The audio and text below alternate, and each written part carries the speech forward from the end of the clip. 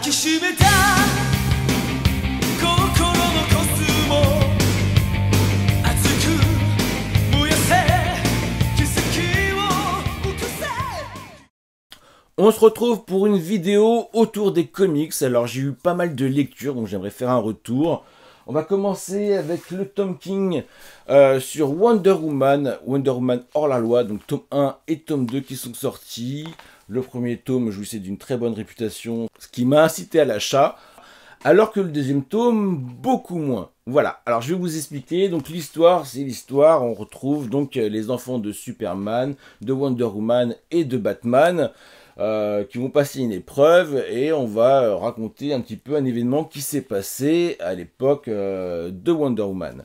Et là, en fait, on se rend compte en fait qu'il y a un crime qui a été commis par une Amazone, et que voilà, médiatiquement, on va faire porter le chapeau sur celle-ci, donc sur toutes les Amazones, et elles vont être persona non grata en Amérique, comme si c'était des terroristes. Donc il y a beaucoup de parallèles qu'on peut faire avec notre société, avec notre monde actuel. Donc c'est très intéressant. En plus graphiquement, comme il s'appelle, Daniel Sampere, franchement ça envoie du pâté. J'ai beaucoup aimé, franchement, un premier tome très intéressant, avec une narration à la Tom King, donc on entend beaucoup le narrateur parler. Mais en soi, franchement, ça passait bien, et puis vraiment, le graphisme, ça nous nourrit bien. Et franchement, l'histoire est pas mal.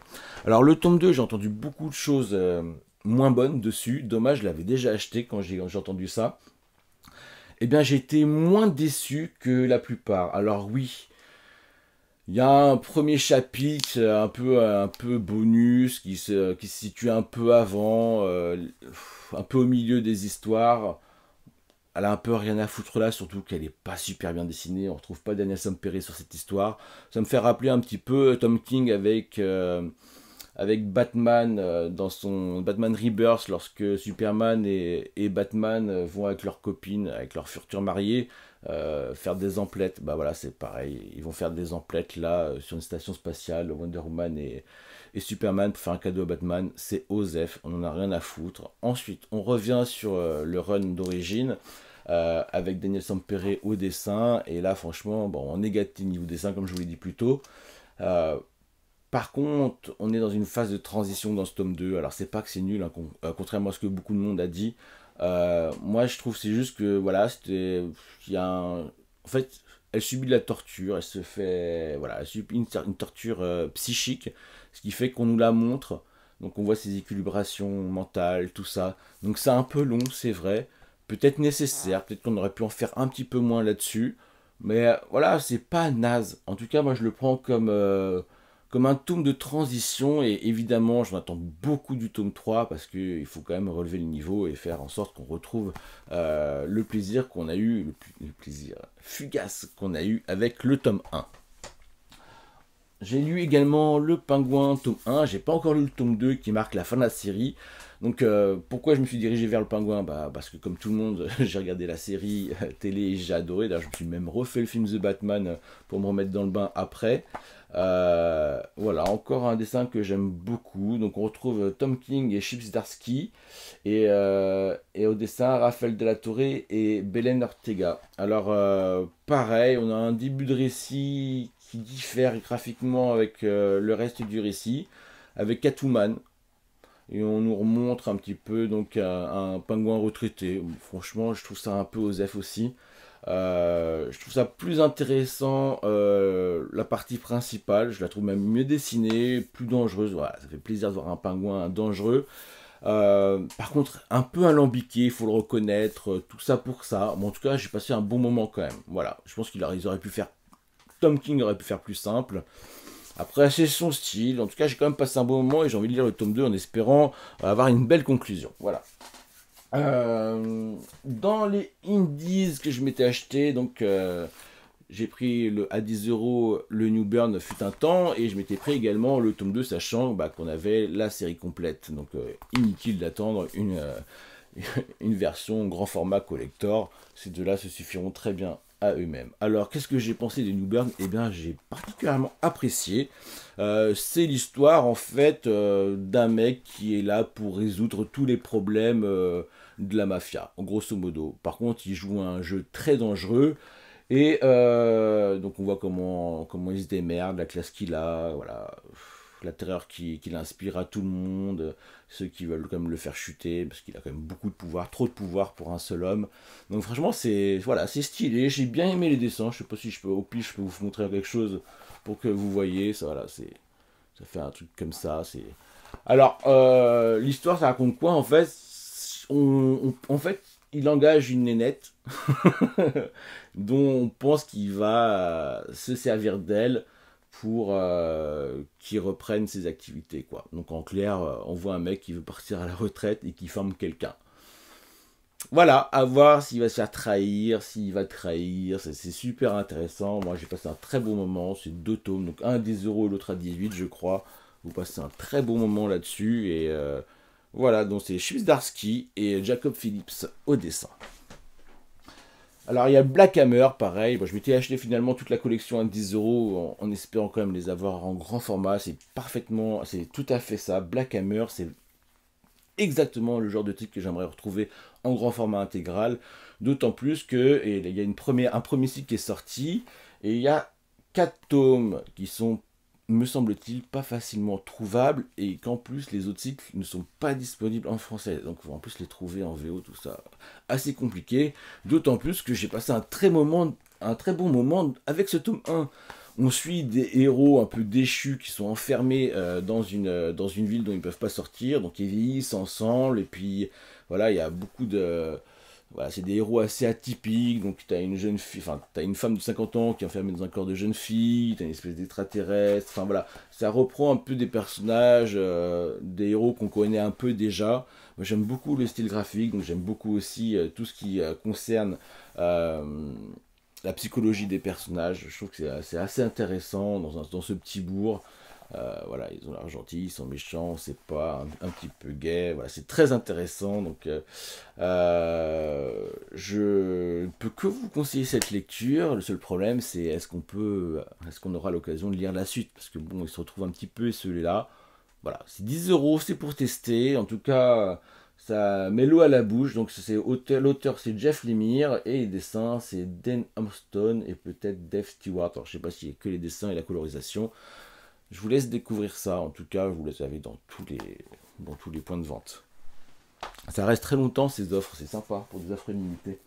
Alors, le tome 3 de Vicious Circle, donc c'est un titre que j'ai découvert en début d'année, au mois de janvier à Angoulême. Donc j'ai découvert ce titre de Mason Timlon au scénario et de Liber Mero au dessin, et putain, le dessin envoie du pâté. Alors c'est que des tomes assez fins comme ça, une 50aine de pages, mais c'est tellement efficace, et puis il y a tellement de boulot là-dedans, c'est tellement bien dessiné. Alors peut-être qu'il y en a qui aiment moins parce que c'est ultra réaliste. En tout cas, il a un style de dessin qui change, qui peut changer selon les voyages dans le monde, parce qu'en fait c'est ça, c'est un peu les assassins qui slident à travers les mondes. Voilà, seulement ils n'ont pas du tout les mêmes objectifs tous les deux et ils sont là à s'entretuer du début, depuis le premier tome. Voilà, ça se finit sur ce 3e tome. On peut très bien se satisfaire de cette fin, franchement, ça ferait une très belle intégrale. Voilà, moi je peux que vous le recommander, soit d'acheter les 3 tomes, soit d'attendre une intégrale peut-être, on sait jamais, je sais pas si c'est prévu. En tout cas, au niveau des dessins, ça vaut le coup. Voilà, si ça doit être court, en tout cas au niveau dessin, il n'y a pas de déception à avoir. Voilà, dès la première page, vous voyez un peu le délire. C'est impressionnant. Aucun regret. Alors, Close, l'intégrale urbaine de Grant Morrison et Dan Mora. Donc des grands noms quand même, un au scénario et un au dessin. La véritable histoire du Père Noël, donc lecture tendance, c'est pas du tout mon genre, hein. Moi j'en ai rien à foutre des lectures Halloween, Noël ou ce que tu veux. Il est sorti à ce moment-là, on fait avec. Alors j'ai hésité, parce que c'est pas quelque chose dont j'avais entendu parler, la véritable histoire du Père Noël, excusez-moi, mais c'est pas ce qui me donne spécialement envie. Par contre, les dessins étaient pas mal, hein. Ils envoient pas mal de trucs. Ouais, voilà, j'aime bien. Donc on a une première histoire, puis après on a d'autres histoires qui s'enchaînent autour du... Donc on comprend un peu l'origine de ce personnage qui va qui va interpréter Santa, donc Santa Claus, le Père Noël. On voit d'autres histoires de comment ça se déroule avec des ennemis potentiels. Et ben franchement, au début, j'étais un petit peu sceptique. Et au fur et à mesure de ma lecture, ben, je me suis pris au jeu et j'ai bien aimé. Néanmoins, si ça reste un bon titre et que j'ai passé un bon moment de lecture, en regardant tous les intégrales que j'ai derrière moi, c'est peut-être le moins bon. Ou celui que j'ai le moins préféré. Voilà. Donc voilà, je vous garantis pas de passer une super expérience. En tout cas, c'est bien dessiné, c'est bien compté. C'est voilà, des histoires autour du Père Noël et des méchants qui peuvent apparaître au fil des années, mais dans l'éternité de la vie d'un Père Noël. Donc ça peut être très futuriste, ça peut être très space opéra, ça peut être très médiéval. Non, là-dessus on est gâté, c'est vraiment sympa. Euh, voilà, il y a de très bonnes idées, graphiquement c'est super. Franchement, vous passez un très bon moment, mais je le répète, c'est pas mon préféré de la collection. Par contre, en parlant de préféré, voilà le dernier tome, le troisième tome de Black Science, toujours en intégralité, euh, en version intégrale. Donc je crois que ça réunit trois tomes dedans. Donc, voilà, écoutez, Rick Remender au scénario et Matteo Scalera au dessin, c'est de la bombe atomique. Si vous aimez les voyages de monde à l'autre, façon Slider, Stargate, vous allez être ravis. En plus, il y a cette inspiration. Enfin, moi, c'est ce qui dénote quand je le lis, très avec le côté famille et aventure qui fait penser aux 4 Fantastiques. Mais vraiment beaucoup, hein. Une réécriture des 4 Fantastiques. Puis c'est dynamique, les dessins sont assez fabuleux. Alors avec Remender, vous retrouvez tout, trahison, vengeance, famille, mais surtout vengeance. Franchement, c'est très efficace, c'est dynamique, ça va dans tous les sens. La fin voilà, peut vous plaire ou pas. Je sais pas s'il y a une morale dans cette histoire, parce qu'il y a plein de choses assez immorales et d'autres moins, plus. En tout cas, voilà, moi j'ai trouvé ça génial. Il y a peut-être un moment, j'en ai déjà parlé en vidéo, où j'ai un truc que j'ai pas saisi face à une sorcière. Mais sinon, on comprend tout. Ça ne nous prend pas par la main, mais ça nous emmène avec eux dans leur voyage, à travers les mondes, les personnages, les situations, les événements qui changent. Voilà, donc c'est quoi l'histoire en fait, pour être plus clair? On a le personnage de Grant qui a conçu une machine qui permet en fait de voyager à travers les mondes afin de trouver par exemple des manières de vaincre un monde qui a par contre vaincu le cancer par exemple, et pouvoir ramener ces technologies au leur. Sauf que il va y avoir un accident avec cette machine qui va être hors de contrôle. On vous expliquera pourquoi bien évidemment au cours du récit. Trahison, tout ça. Mais amour. Voilà, écoutez, tout ce que je peux vous dire, c'est que sa famille va être impliquée, ses enfants, donc il va tout faire pour essayer de les récupérer. Et puis voilà quoi, moi je vous dis allez-y, bien sûr pas les yeux fermés, parce qu'il faut vraiment regarder toutes les pages, elles sont magnifiques. J'en ai pris plein la gueule, j'ai été enthousiasmé par le rythme et la narration, donc faites-vous plaisir, c'est du Rick Remender, dans genre ce qu'il fait de mieux quoi. Franchement, j'ai lu quoi de Rick Remender? Deadly Class que j'ai adoré, et j'ai lu Black Science que j'ai adoré, et j'ai également lu après coup, après Black Science, j'ai réussi à me procurer en plus à très bon prix en neuf, le Fear Agent, donc toujours de Rick Remender, mais en plus pour vendre du rêve. En plus de Tony Moore, il y a Jérôme Opena. Jérôme Opena, donc j'adore ses travaux sur c'est quoi, Seven to Eternity. Et ben là, on voit un Jérôme Opena, je pense, un peu plus jeune dans ses travaux, donc un style un peu différent, mais tout aussi efficace. Donc là, on n'est pas dans les voyages de monde en monde, on est dans des voyages temporels. Et on est dans un personnage qui est, voilà, vous voyez, un peu genre, déjà beaucoup plus bourru, alcoolique, pareil, on a toujours la même chose, vengeance, histoire de famille, trahison, extraterrestre, robot, c'est génial. C'est génial. Si je devais mettre en comparaison Black Science et Fear Agent, je sais pas. Franchement, les deux se valent. Il y a peut-être une préférence pour Black Science, parce que j'étais plus surpris que par les voyages temporels, mais c'est tellement bien fait l'un et l'autre. Puis ça nous offre franchement tellement de plaisir à l'état brut. Voilà quoi, le genre de héros qu'on aime, détester ou pas, avec des drames, c'est juste génial. Génial, génial. Des bons charismes, des bons caractères design. Voilà, on est en mode western, on est en mode space opéra, on est en mode guerre nucléaire, on est en mode invasion extraterrestre, on est en mode introspection. C'est génial. Dans un style totalement différent, on est avec Alex Ross dans Fantastic Four Full Circle. Alors pourquoi j'ai craqué pour ce petit tome tout fin? Un petit tome, il est grand mais tout fin. C'est pour le style graphique. Alors Alex Ross, vous pouvez le connaître sûrement si vous avez lu Kingdom Come ou Marvels. Mais là, il est dans un style totalement différent qui m'a totalement happé. Après, c'est court, donc la narration, bah, forcément, l'empathie un peu. Ça part dans des trucs un peu bizarres, mais visuellement, c'est génial, tu vois. Donc voilà, ça part dans des trucs, bon, ça se comprend, ça se lit, c'est sympa, on a vécu une belle expérience, mais tout le plaisir n'est pas dans la narration, elle est vraiment là-dedans, elle est vraiment dans les dessins, donc c'est vraiment un bon petit truc qu'on peut se relire de temps en temps, parce qu'on passe vraiment un très bon moment. Après, franchement, vous pouvez lire en diagonale, hein, parce que il y a des trucs, on s'en fout un peu.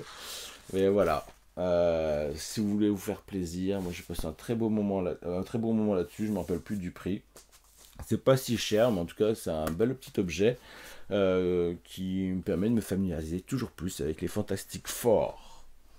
Et on va finir avec le Dawn Runner. Donc moi, je me suis procuré la version normale à 25 €, donc moitié moins cher que la version noir et blanc grand format. Bah moi, en soi, bah, j'ai un peu feuilleté les deux pour savoir quel choix faire, mais de toute façon, au prix, quoi qu'il en soit, j'aurais pris la couleur. Et c'est ça un peu qui m'a convaincu, hein, c'est que la couleur propose vraiment quelque chose de plus que le noir et blanc, je trouve. Plus de contraste, surtout pour les robots avec les couleurs. Je trouve que c'est plus clair dans la lecture, on comprend mieux. Même dans les... Alors moi j'ai un peu moins de difficultés que peut-être que les lecteurs de comics lors des scènes de combat. Je suis peut-être plus habitué à ce côté un petit peu qui va dans tous les sens. Néanmoins, il y a quelque chose qui me dérange. Alors, c'est pas le récit. Moi, j'ai trouvé que c'était bien. Alors, effectivement, franchement, ça pourrait être, je sais pas moi, la découverte de. Alors, c'est Ramvi au scénario et Evan Kegel au dessin. Et j'avoue que le dessinateur, franchement, il est assez impressionnant. Ce serait bien que, bah, même s'il fait pas avec Ramvi, bah, il continue, je sais pas, à faire un truc dans ce genre, dans ce monde. Parce que franchement, il nous régale et ce serait tellement dommage de mettre ça de côté, quoi. Enfin bon, écoute, peut-être que lui, ça lui a suffi. Le problème, c'est que ça va un peu vite à la fin. Ouais, on retrouve des travers un petit peu d'Evangélion. Pas que, quoi. Donc, un peu, ouais. Il y en a qui feraient des références à Ghost in the Shell par rapport au hacking, à la mémoire, tout ça. Donc voilà, il y a un truc SF qui est très inspiré des mangas, ça c'est une évidence, hein, les kaiju, tout ça. Beaucoup font référence au film américain Pacific Rim, qui est également très inspiré du folklore japonais. En fin de compte, on peut appeler ça du folklore. Ouais, j'ai passé un beau moment. Après, voilà, ça va très en surface, même si le personnage principal, j'ai bien aimé ses introspections, j'ai bien aimé ce qui se passe avec son association avec le robot, qui prend un peu possession d'elle, hein, disons-le, et le personnage qui traîne autour de ce robot. La fin, c'est un peu rapide, quoi. Après, qu'est-ce qu'on peut demander de plus, vraiment, à un manga? Bon, il y a une bonne pagination, mais bon, qui aurait en mérité plus, en vérité. Qui aurait pu faire un super prologue. Bon voilà, moi je passais un bon moment à ma lecture, graphiquement bah, ça aide beaucoup, hein, il faut le reconnaître. Après, je sais pas si vous avez vu, il y a la capsule manga qui en a parlé. Ce qui est triste, c'est quand même qu'il y a beaucoup de rognage sur les pages. On a des fois que c'est coupé en haut, des fois que c'est coupé en bas sur certaines cases. Et puis il y a des scènes d'action qui en pâtissent. À un moment, il y a le robot qui empale la telle, bah c'est ça là, on y est dessus, il y a plus de poil. voilà, le robot qui empale la tête du personnage. Le truc, c'est que ici, normalement, vous voyez ses yeux, voir sa bouche, et donc vous comprenez mieux la situation là, vous voyez un corps. Mais en fait, c'est la tête, on voit bien avec les yeux.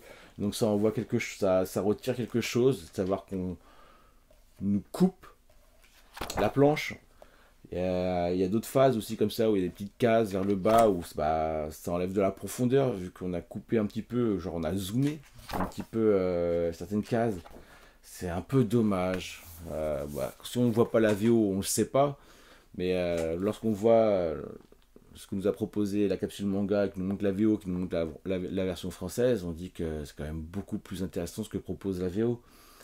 Bon bah voilà, écoutez, si vous avez l'occasion de l'acheter en numérique, il est beaucoup moins cher, faites-vous plaisir. Alors si en plus vous lisez en VO, achetez-le en numérique en VO, vous serez, ou même le bouquin en VO, bah normalement vous y trouvez plus de vos comptes. C'est le produit originel avec les planches entières.